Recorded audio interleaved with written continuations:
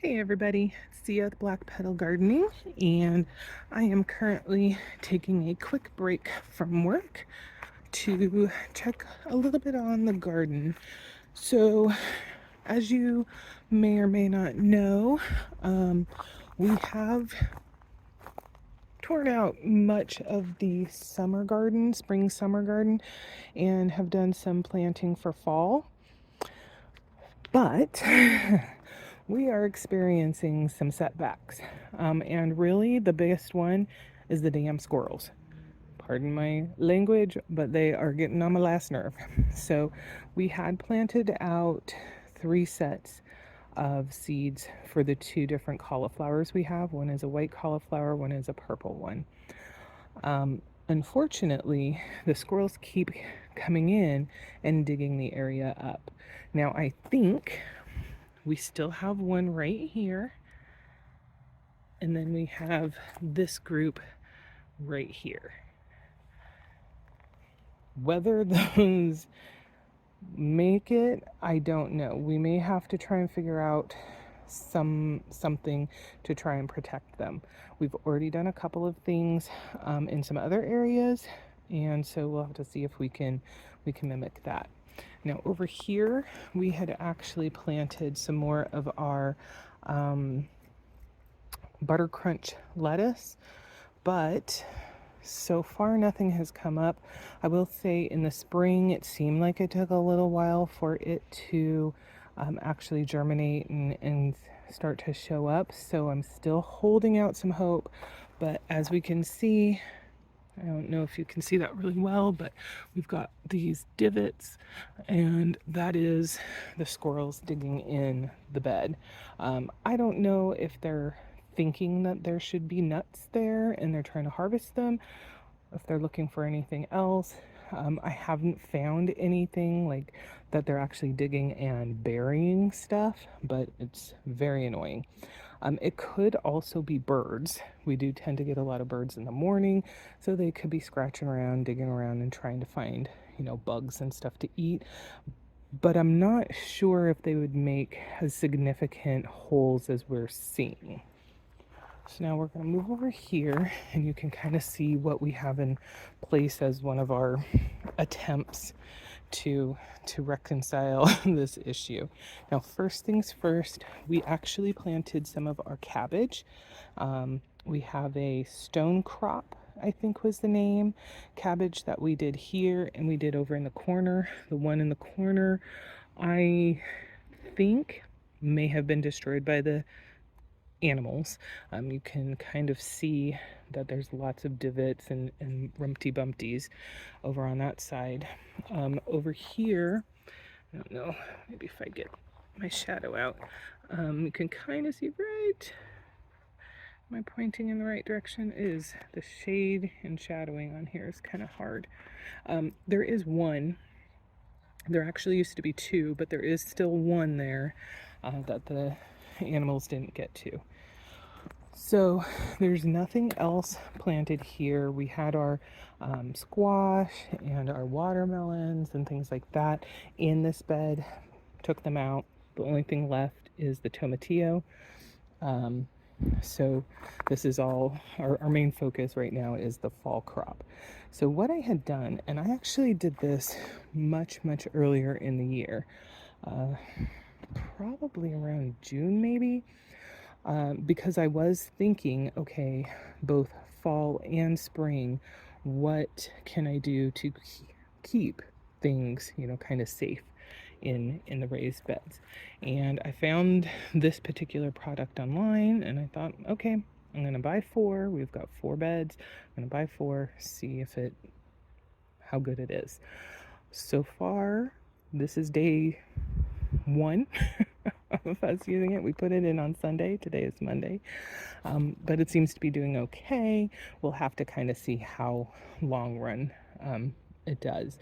There are multiple of these spines, so conceivably we could do the entire bed with these in there, and as we can see, the material is pretty significant, so it should be enough to cover an entire bed. Where we would have to make some decisions about are the types of crops we would want to put this on. Um, Obviously, anything that doesn't necessarily require the pollinators to come in to actually help it go, or things that are in their infancy and growing. And we're trying to keep them safe from predators and bugs as much as possible. I think it'll be really helpful for that. I don't believe that this is going to be entirely helpful for when it gets colder.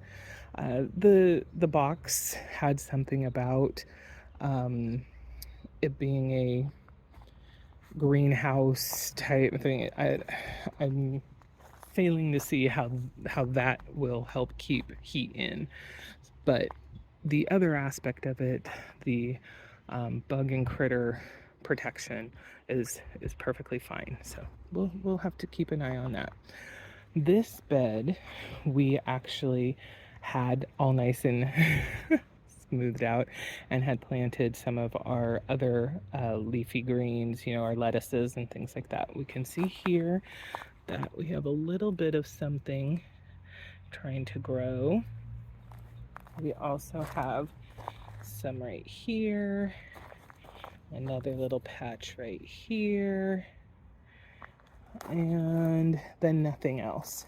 But as you can see, hopefully there is quite a bit of disturbance in the ground, so a little disappointing. Now, with the lettuce, I think we have a little bit of flexibility, so we could potentially come in, clear straighten this up again, do a reseeding, and probably still be able to get some germination and the greens growing, even though it's going to get cooler, because lettuce tends to be a cool weather crop.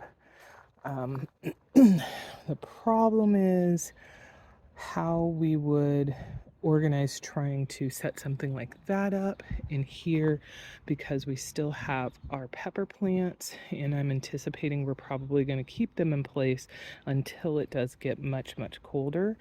And just the way that those are set up to be used, I anticipate it might be a bit of a pain to try and do that and protect this area. Something that we'll have to look at. The other option, of course, is to absolutely put stuff into the green stock, and really that may be the answer, especially if we can't figure something out over here. Okay, now last but not least, we can see here more. No, that's just a weed, so that's okay, but more disturbance. Our carrots are coming up nicely. The beans are doing great. Our pumpkin on the stick is doing whatever it's doing, which this thing is interesting. It very much wants to make sure that you're not going to mess with it. It's got some wicked looking barbs on there. I don't know if that's typical of eggplant plants or not, but it's certainly interesting. And we've got our first little guy right here.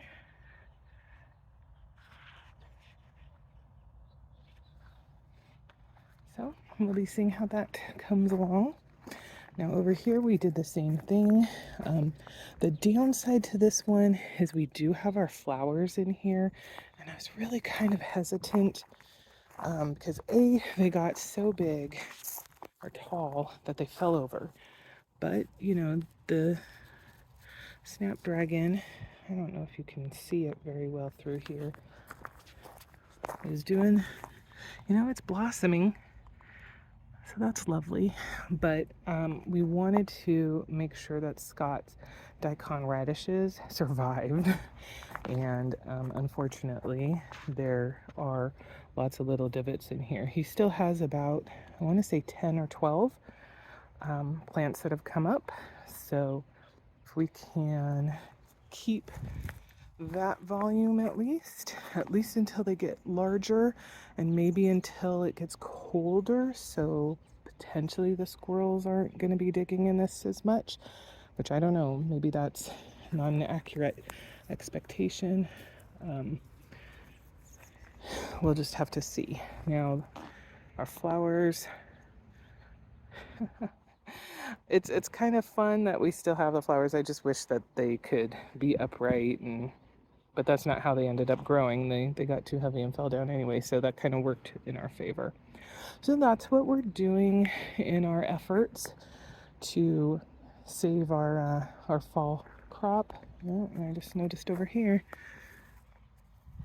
got another big hole.